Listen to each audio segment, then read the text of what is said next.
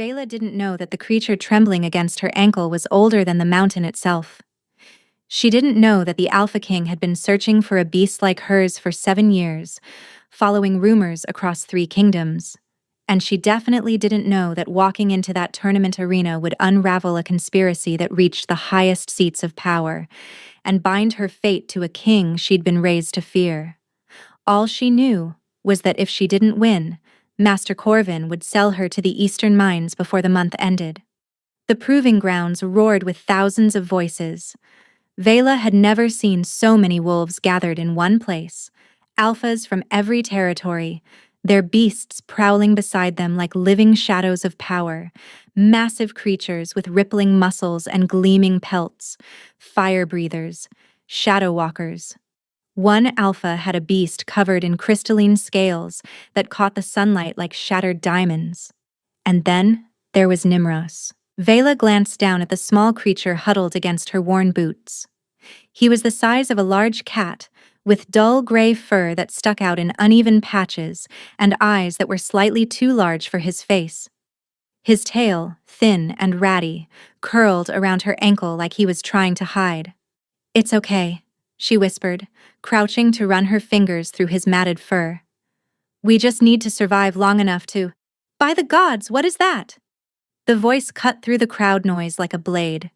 Vela looked up to find a young alpha standing 3 paces away, his lip curled in disgust. Behind him, a massive wolf beast with midnight fur growled low, its shoulders reaching the man's chest. "That's your beast?" The alpha laughed, loud and mocking. Others nearby turned to look. "Did you fish it out of a gutter?" Heat flooded Vela's cheeks. She straightened, keeping her hand on Nimros's head. "He meets the entry requirements." "Requirements?" The alpha stepped closer and his beast's growl deepened. "The tournament requires a bonded beast of proven lineage. That thing looks like something my wolf would use as a chew toy." Laughter rippled through the growing crowd.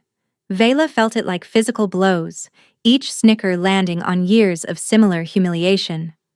"Halric." A new voice, older, smoother. "Don't waste your time on gutter trash." The crowd parted for a silver-haired man in elaborate robes, a council medallion gleaming at his throat. Lord Varek. Everyone in Valdris knew his face, the king's chief advisor, the second most powerful man in the realm. His pale eyes swept over Vela like she was something stuck to his boot. "Who authorized this person to enter?"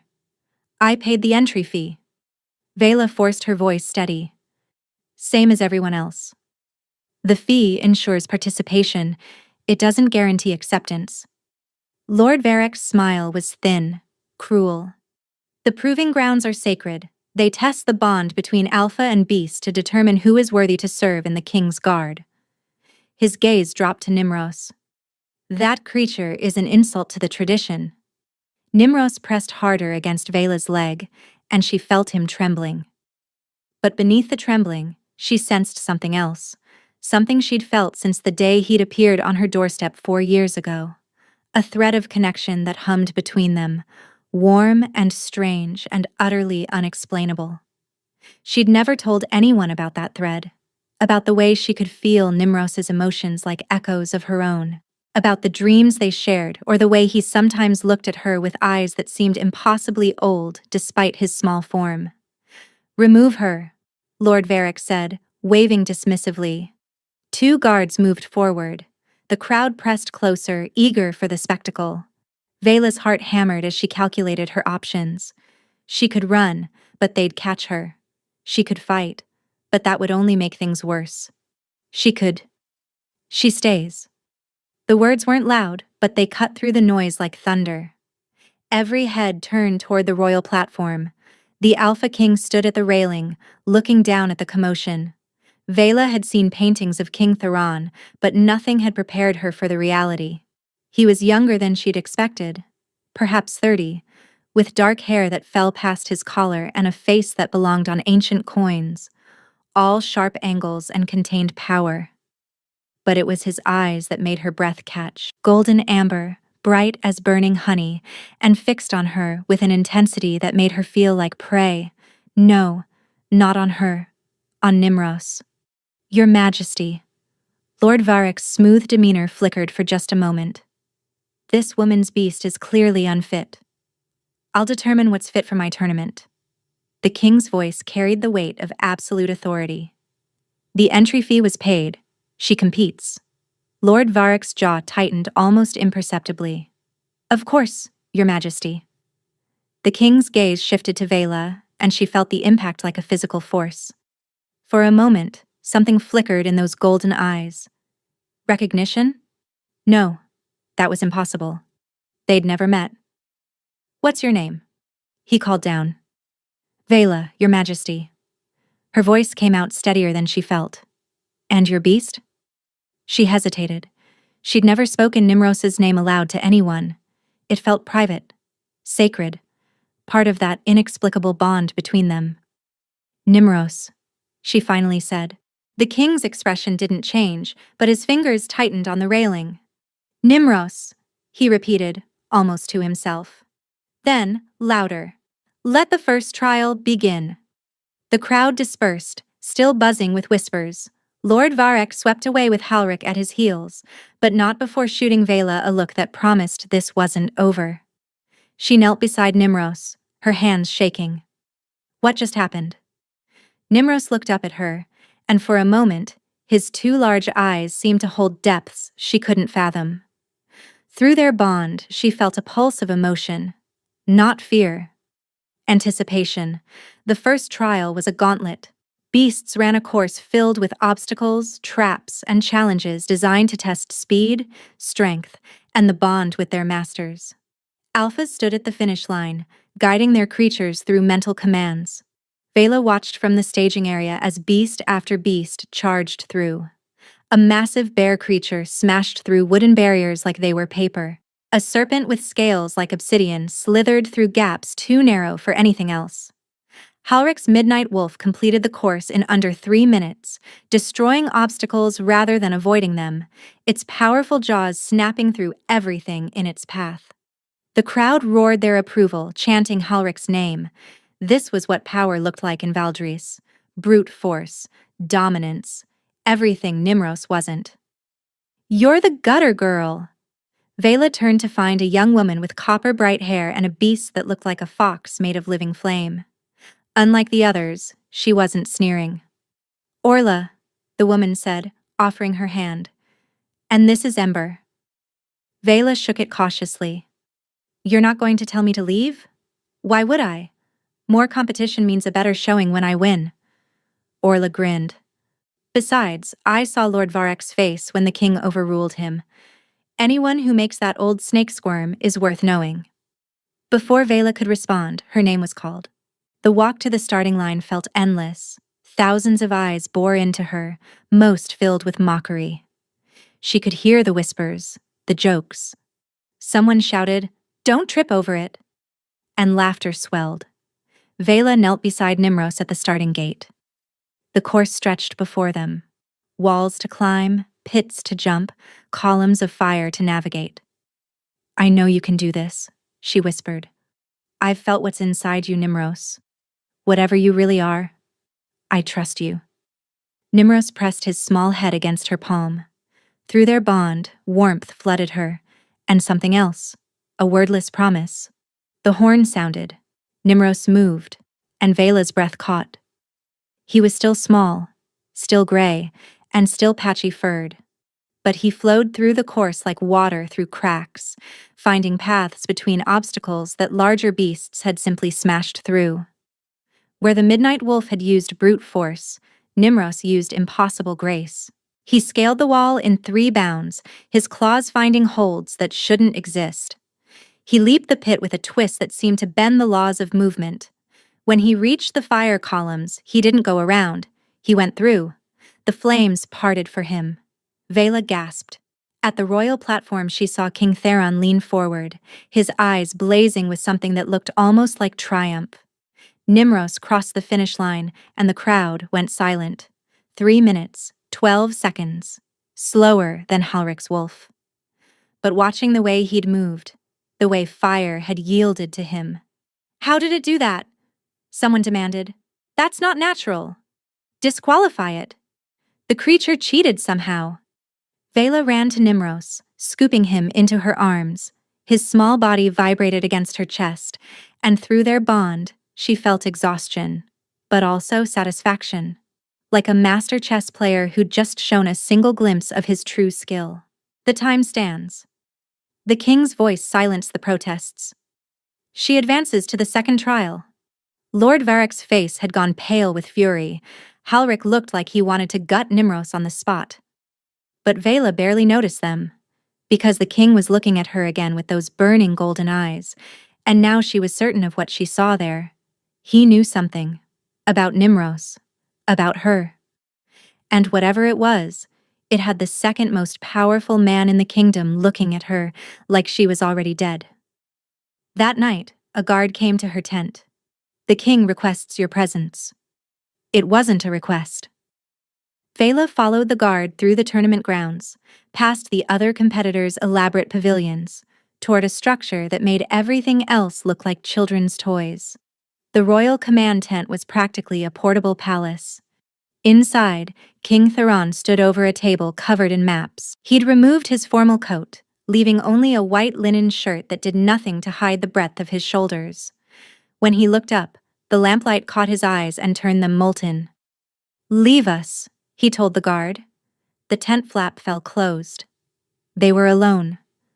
Vela's survival instincts screamed at her to run. This was the Alpha King. The man who'd crushed 3 rebellions in his first year of rule. Who'd executed traitors with his own hands.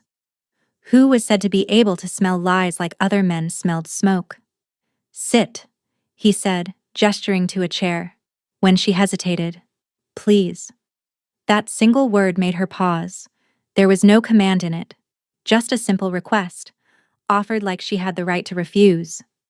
She sat. "Your beast," Theron said, circling the table to lean against its edge, arms crossed. "Where did you find him?" "I didn't. He found me, 4 years ago." "Where?" "Outside the village where I grew up. Millbrook, in the Eastern Territories." Vela kept her voice steady. "He was just there one morning, sitting on my doorstep like he'd been waiting. And no one else could see him." It wasn't a question. Vela's blood chilled. "How do you know that?" "Because I've been searching for a creature like Nimros for 7 years." Theron's gaze burned into her. A guardian spirit, an ancient being that exists between worlds. They choose their bonded carefully, one every century, sometimes longer. They appear only to the one they've chosen, invisible to all others until they wish to be seen. Vela's mind reeled. That's not possible. Other people see Nimros. They saw him today. Because he allowed them to. Because you entered him in a tournament, and he needed to be visible to compete. Theron pushed off the table, moving closer. "What you call Nimros isn't a beast, Vela. He's older than this kingdom. Older than the mountains. And he chose you." "Why?" The word came out broken. "I'm no one. A servant. I have no power, no lineage. No lineage?" Something dark flickered across Theron's face. "Who were your parents?" "My mother died when I was 6. I never knew my father." "And your mother? Did she have any unusual abilities? Could she do things others couldn't?" Vela's throat tightened. She'd never told anyone about her mother, about the way animals would gather around her, calm beneath her touch, about the whispered accusations that had followed them from village to village. She could speak to creatures, Vela admitted.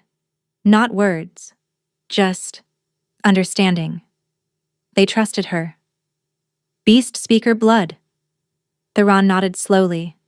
"Most believe the bloodline is extinct. The last confirmed beast speaker was thought to have died 40 years ago. Beast speakers were hunted."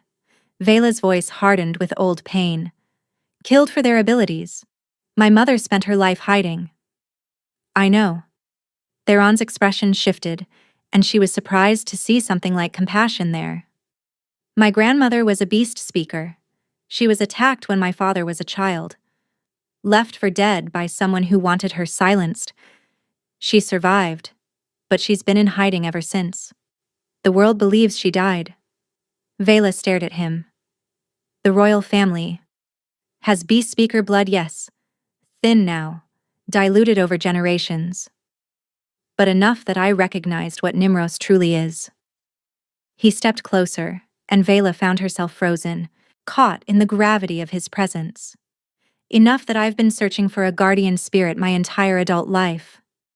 Why? Because 7 years ago, something was taken from me. Something precious. Pain cracked through his controlled exterior. And a guardian spirit is the only being that can help me find it. What was taken? Theron was silent for a long moment. When he spoke, his voice was rough. My mother's soul. The words hit Vela like ice water. How is that possible? Dark magic, the kind most people believe is legend. Theron moved to the table, his back to her. My mother wasn't killed in the border raid that took my father's life.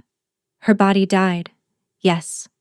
But her soul was stolen first, ripped from her by someone who wanted the power of beast speaker royal blood. Who? That's what I need to find out. He turned back to face her. Guardian spirits can see between worlds. They can track souls, find things that are hidden from mortal eyes. Nimros could find my mother, if he's willing. If I'm willing, Vela corrected quietly. Yes. Theron's gaze held hers. I won't force you. I'm the king, and you're bound to compete in my tournament. But I won't. Why not? You've crushed rebellions, executed enemies. Why does my consent matter? Something shifted in his expression. A flash of hurt, quickly buried. Because I'm not the monster the stories make me, and because forcing a beast speaker to use her gift would poison whatever answers we found. Vela studied him, the king everyone called ruthless.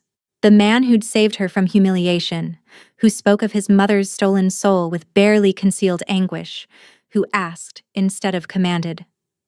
What exactly are you asking me to do? Help me find who took her soul and where they've hidden it. I have objects from that night. Things touched by the dark magic. He paused. In exchange, I'll pay off your contract with Corvin.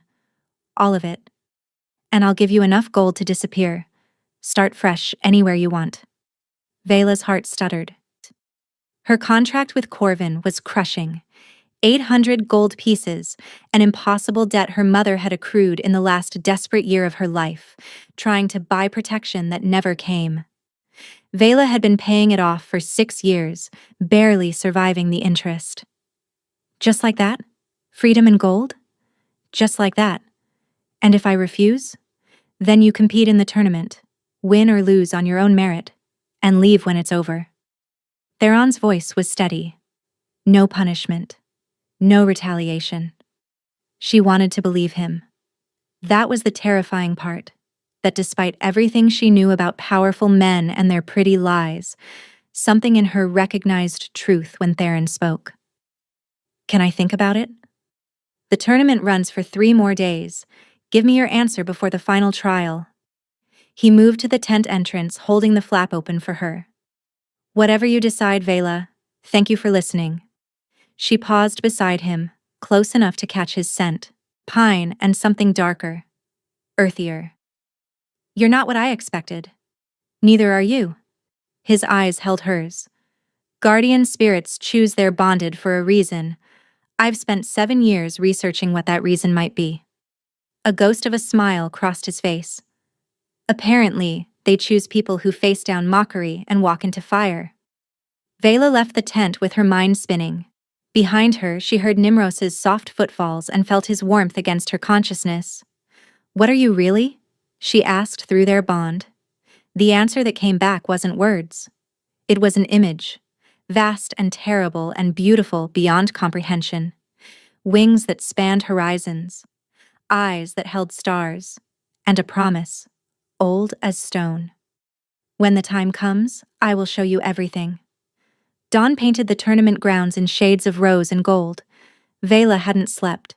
She'd spent the night sitting outside her small tent, Nimros warm in her lap, turning the king's words over in her mind. You're awake early. Vela looked up to find Orla approaching with 2 steaming cups. The firefox Ember trotted at her heels, leaving faint scorch marks in the grass. Couldn't sleep. Vela accepted one of the cups gratefully. I heard the king summoned you last night. Orla settled beside her. Whole camp's buzzing about it. Word travels fast. Word travels faster when Lord Varric wants it to. Orla's voice dropped. Be careful, Vela. The counselor doesn't like being contradicted. He arranged the king's marriage contract. His niece was supposed to become queen last spring. What happened? King Theron refused. Said he wouldn't bind himself without love. Orla shook her head. Now Varric's entire power structure is wobbling, and here you come with your scruffy little beast, catching the king's attention. It's not like that. Maybe not yet. Orla stood. Just watch your back. And maybe win the second trial today. Might make it harder for someone to arrange your disappearance. The second trial tested the mental bond between Alpha and Beast. Competitors entered a maze that shifted and changed, its walls rearranging constantly. Beasts ran inside while their masters stood blindfolded at the center, guiding them through mental connection alone. When Vela's turn came, she accepted the blindfold with steady hands. The silk blocked out all light, leaving her in darkness. Begin, the announcer called. She felt Nimros enter the maze, a warm pressure at the back of her mind. Then she felt something else. The maze itself. It was like her senses expanded, flowing outward through Nimros's consciousness. She could feel the walls shifting, sense the traps before they triggered, and map the entire structure as clearly as if she were seeing it. Left, she told Nimros. Now up. There's a platform you can climb. She guided him not by guessing, but by knowing. 3 minutes. The maze that had taken others 10 minutes or longer. When she removed her blindfold, the crowd was silent again. But this time she saw something different in their faces. Not just mockery now. Fear.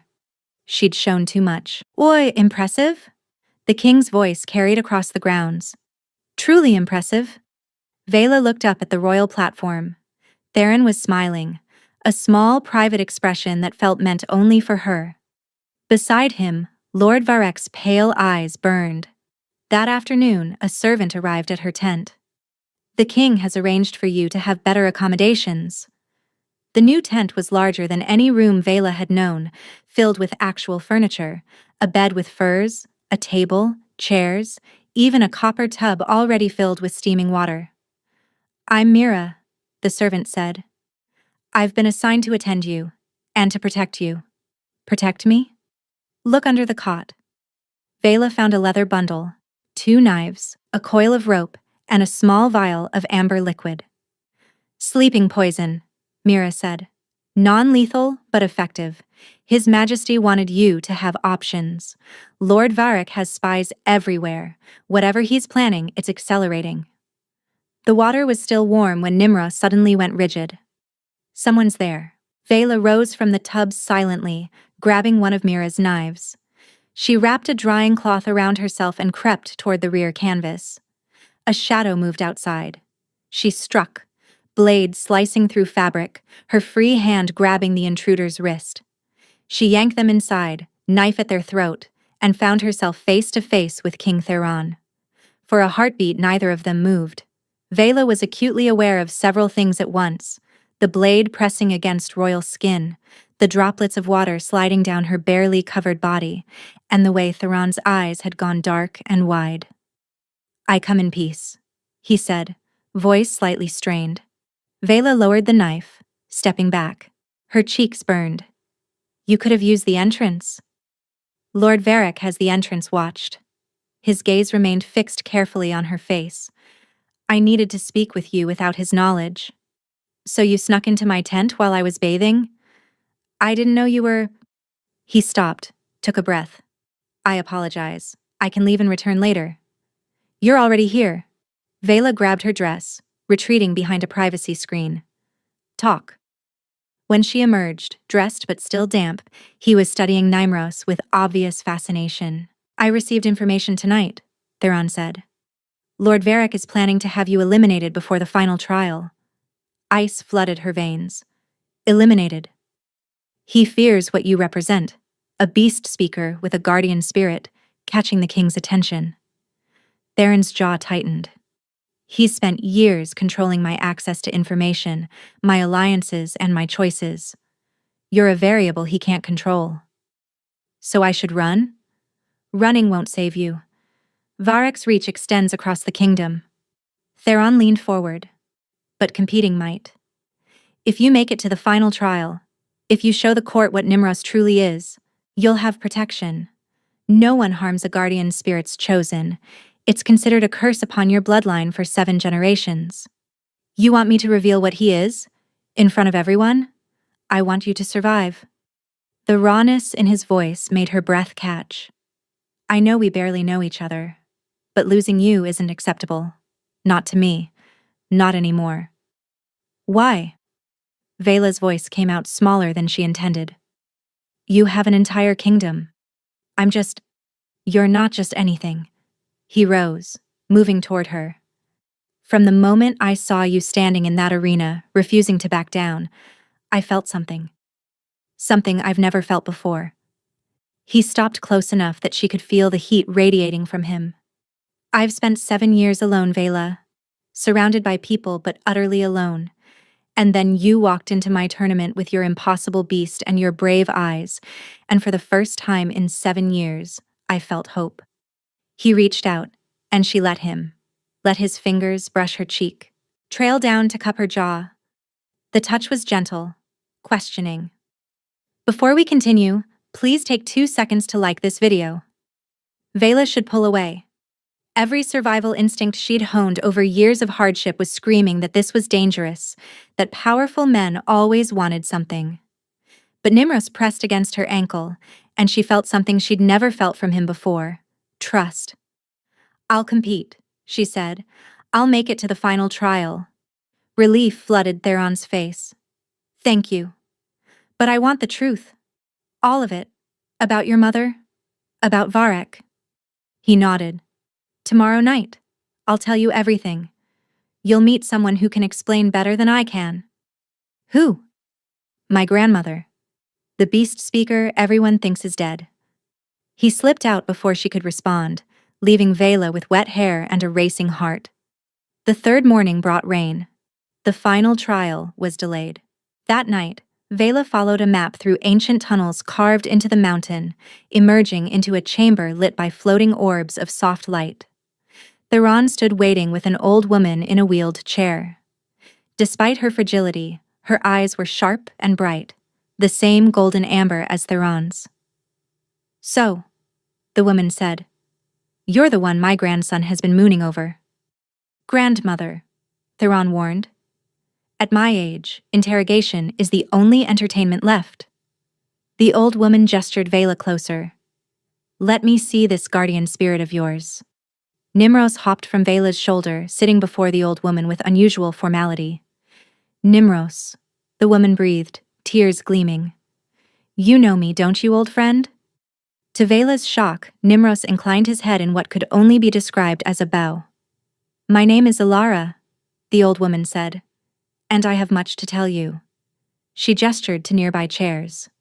Theron helped Vela sit, his hand warm on her elbow. 40 years ago, Alara began, I discovered that someone at court was practicing soul magic, stealing pieces of people's souls to extend their own power. Before I could expose them, they struck first, killed my husband, burned my home. I survived only because my guardian spirit sacrificed himself to save me. Vela looked at Nimros with new understanding. That's why you chose me. Guardian spirits carry the memories of those who came before. When one dies, another is born, continuing the mission. Alara's eyes met Nimros's. He remembers everything. And 7 years ago? Vela asked. Pain crossed both their faces. Theron answered. The same dark mage struck again. My father was killed in battle, but my mother, I felt her soul being torn away. Lord Varric, Vela said slowly. You suspect him. He appeared at court 38 years ago. 2 years after my grandmother's attack. No one knows where he came from. Vela remembered Varroc's pale eyes in the arena, not just contempt, but fear masked as disdain. He recognized me. He knew what I was before I did. Which is why he wants you dead. Theron knelt before her, taking her hands. The contact sent warmth flooding through her. You might be the one who can finally expose him, but I won't ask you to risk your life without giving you a choice. Whatever we find, you decide what to do with it. Why give me that power? Because you've earned it. Because I trust you. He paused, something vulnerable flickering across his face. Because you matter to me. More than the mission. More than revenge. She felt the thread of connection between them pulling taut. When you touched me earlier, I felt something. Did you? Yes, Alara answered. Soul recognition. It happens between people whose fates are intertwined. Magic doesn't create connections, it only reveals them. Vela looked at this king who'd been nothing like the monster she'd expected. I'll help you find the Dark Mage. But I have conditions. We do this together. When it's over, I'm free. And you stop kneeling and sit beside me like an equal. Something brightened in his eyes. He rose and settled into the chair beside her, shoulders touching. Tell me honestly, she said, if I'd chosen to take the gold and run, would you have let me go? Yes, I would have hated it. But your freedom isn't mine to restrict. She believed him. Before she could second-guess herself, Vela leaned forward and pressed her lips to his. Theron went still, a single suspended moment of shock. Then his hand cupped the back of her head, and he kissed her back with a desperation that stole her breath. It wasn't gentle, wasn't careful. It was years of loneliness pouring out of both of them, finding harbor in each other. His other hand found her waist, pulling her closer, and she went willingly, fingers tangling in his dark hair. When they broke apart, both breathing hard, his forehead rested against hers. I've been waiting for you my whole life, he whispered. I didn't know it until I saw you, but I've been waiting. This is too fast. I know. We barely know each other. I know. And there's a dark mage trying to kill me. I know. He pulled back enough to meet her eyes. But I also know that I'll spend however long it takes earning your trust, your heart, your future, if you'll let me try. And if I can't do this, if the fear wins, his thumb traced her cheekbone, then I'll let you go. It'll shatter me, but I'll let you go. Because loving you means respecting your choices, even the ones that hurt. Love. The word hung between them, heavy with promise and terror. From across the chamber, Alara cleared her throat. Nimros is staring at you both like a disapproving parent. Vela looked down. Nimros sat at their feet, two large eyes fixed on them with unmistakable judgment. A laugh bubbled up from her chest. Theron watched her with wonder, like her joy was precious. Tomorrow, she finally managed. The final trial. What happens? The beasts fight, not to death, to submission. She looked at Nimros. When the time comes, will you show them? The answer came warm with affection. When the time comes, little one, I will show them everything. The morning of the final trial dawned clear and golden, as if the sky itself wanted to witness what was coming. Vela stood at the edge of the combat arena, Nimros against her ankle. Around them, massive creatures made Nimros look like a child's forgotten toy. Halric caught her eye. Ready to watch your rat get crushed? Ready to watch you lose to a rat? His face purpled, but horns announced the king's arrival. Theron took his place on the royal platform. Even from this distance, warmth pulsed between them. Lord Varrec sat beside him, silver hair gleaming. When his pale eyes found Vela, she saw it clearly now, fear beneath the contempt. He knows what I am. And he's terrified. Combat rounds proceeded with brutal efficiency. Halric's Midnight Wolf tore through opponent after opponent. Orla's Firefox made it to the semifinals before falling to a stone-skinned creature. Win this thing, gutter girl, Orla said afterward. When Vela's name was called, her opponent was a woman named Sarah, with a serpent 10 times Nimros's size. "This will be quick," Sarah said. "I'll try to make it painless." "Not yet," Nimros told her. "Let them underestimate us." The horn sounded. The serpent struck and closed its jaws on empty air. Nimros flowed around attacks like smoke through fingers, nipping at vulnerable spots, never staying in one place. The serpent grew frustrated. Nimros exploited each mistake. Finally, the serpent collapsed. Nimros sat on its head, looking bored. 2 more rounds, 2 more impossible victories. The crowd's mockery transformed into uneasy whispers. Then came the finals. Vela versus Halrik. "When my wolf tears your beast apart," Halrik snarled, "the king will finally see what a waste of attention you've been." "You talk a lot for someone about to lose. Kill it." Slowly. The horn sounded. The midnight wolf charged. A blur of black death. But this time, Nimros didn't dodge. He stood his ground. "Are you ready?" "Yes." "Then watch." The wolf's jaws closed on Nimros, and light exploded across the arena. Vela stumbled backward, shielding her eyes.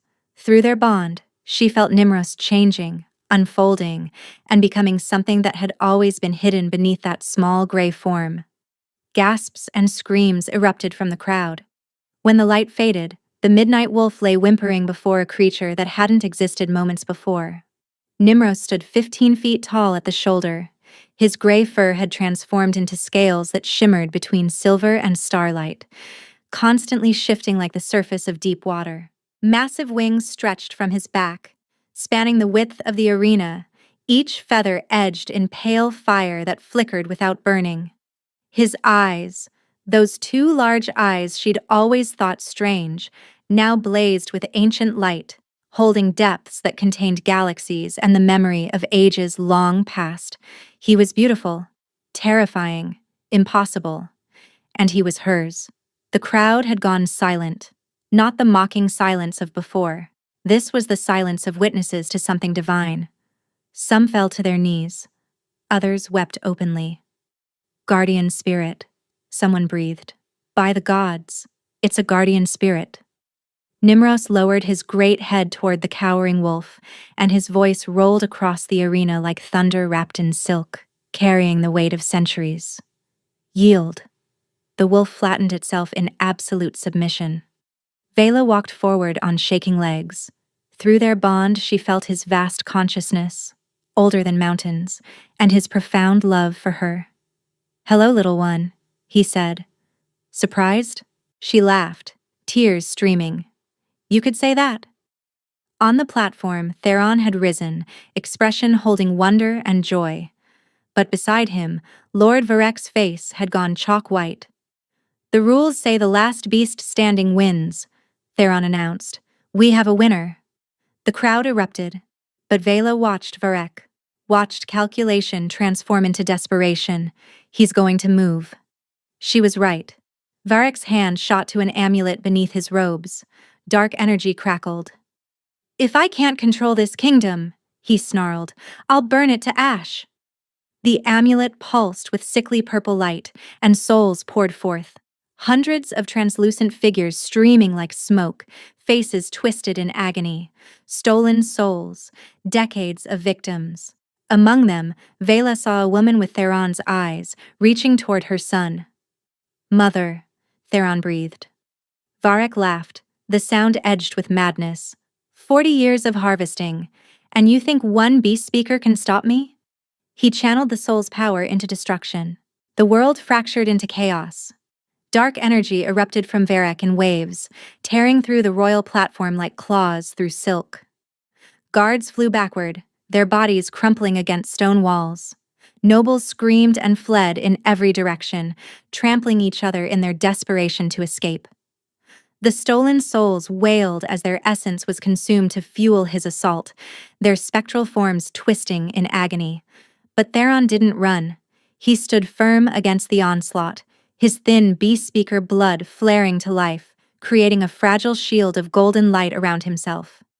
It wouldn't hold long. Already, Vela could see cracks forming, dark tendrils of Varek's magic eating away at the edges. Nimros, she said, we have to stop him. The guardian spirit's vast consciousness wrapped around hers. This will require everything we have. The bond will be tested to its very limits. You may feel pain unlike anything you've experienced. I don't care. Save them. Then hold on to me, little one, and don't let go. Nimros launched into the sky, his wings scattering starlight across the arena like 1,000 falling stars. Vela felt their bond stretch and strengthen, becoming a conduit for power so immense it made her gasp. Energy flooded through her, ancient and terrible and beautiful. She could see everything now, the dark magic flowing through Varek like poison through veins. The chains binding the stolen souls to his amulet, chains forged from decades of suffering and stolen life.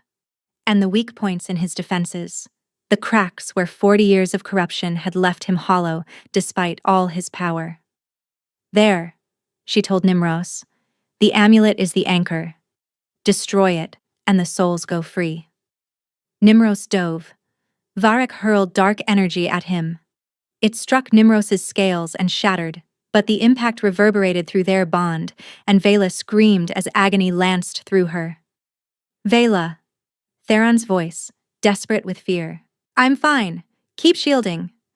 Nimros circled, gathering light between his jaws until it rivaled the sun. You can't stop me, Varek shrieked. I've spent 40 years preparing. I am beyond. Nimros's breath struck the amulet. Light and dark warred. Vela felt herself burning from inside, felt their bond stretch to its absolute limit. The amulet shattered. The explosion of released souls knocked Vela off her feet. She hit the ground hard, vision swimming and every nerve ending screaming from the feedback through her bond with Nimros. But through the pain, she watched in wonder as hundreds of spectral figures spiraled upward toward the sky, finally free after decades of imprisonment. Their faces transformed as they rose, agony melting into peace, confusion giving way to understanding. Some paused to look back at the living world one last time before continuing their ascent toward whatever waited beyond. One soul, the woman with golden eyes, paused longer than the others, turning back toward her son with an expression of such profound love that Vela felt her own heart crack. Theron reached out, tears streaming down his face. Mother. The ghost smiled, radiant with love and peace and the relief of someone finally unburdened. She drifted closer, pressing a spectral hand to her son's cheek. The touch should have been cold, incorporeal, but Vela saw Theron shudder as something passed between them. Warmth, forgiveness, pride in the man he'd become. A mother's final blessing. Then she was gone, rising with the others toward whatever waited beyond, her form dissolving into light. Varek lay shriveled in the ruins of the platform, the backlash of his broken magic leaving him a withered husk. All the stolen vitality drained away, leaving behind a creature that looked ancient beyond measure. Theron stood over him. 40 years. You murdered my mother and tried to burn my kingdom.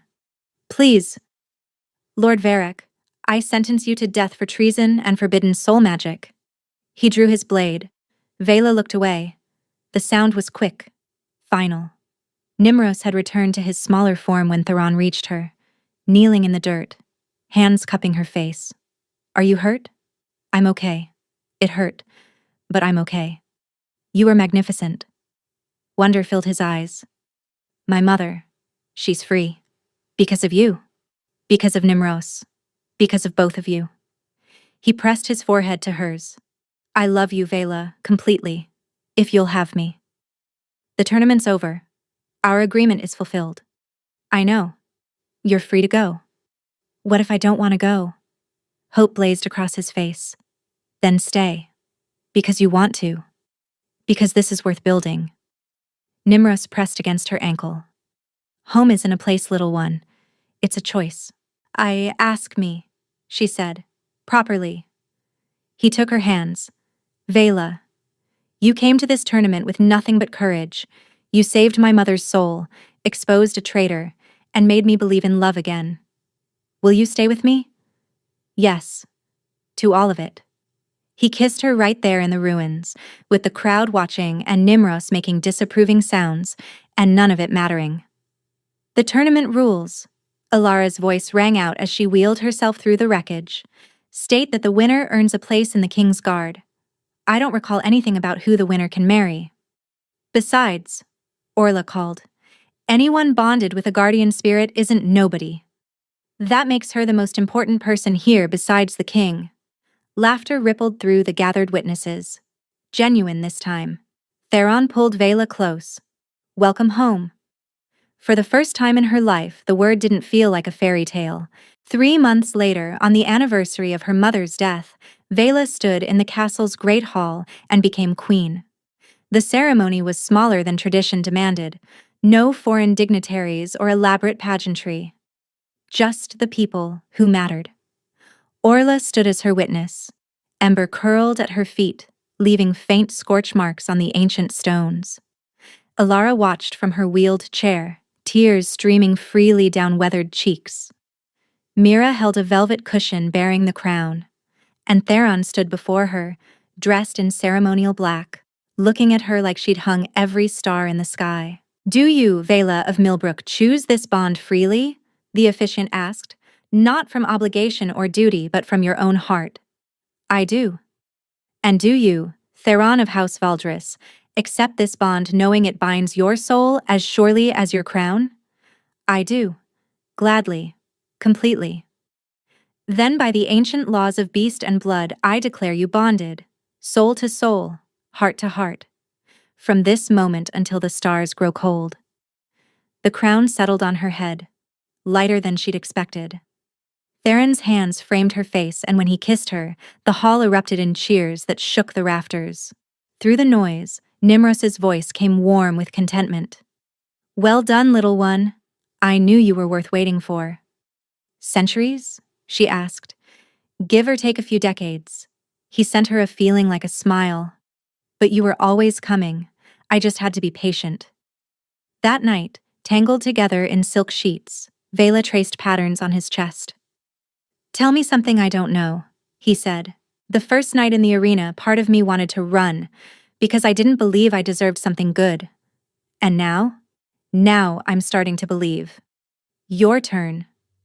The moment Nimros revealed his true form, I wasn't watching him. I was watching you. The look on your face. Wonder and love and absolute acceptance.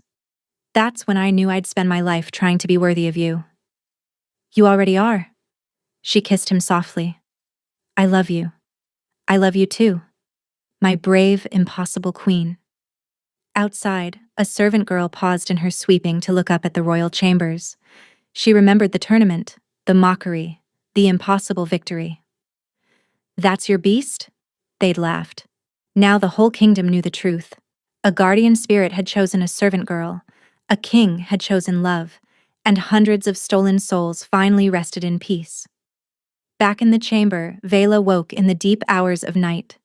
Theron's arm wrapped around her waist like he was afraid she'd disappear. Thank you, she whispered to Nimros. For what, little one? Choosing me. Waiting for me. I didn't show you anything, Vela. I just helped you see what was always there. She smiled, settling against Theron's warmth. Outside, dawn painted the horizon. They'd mocked her beast, called him a gutter rat, laughed at the idea that something so small could matter. Then he'd revealed his true form, and everything changed. Fair trade, Vela thought. The best things usually are. Where are you listening from? Let's meet in the comments. I love hearing your thoughts. And if you'd like to support me, please subscribe. It's free, and it helps more people hear these stories.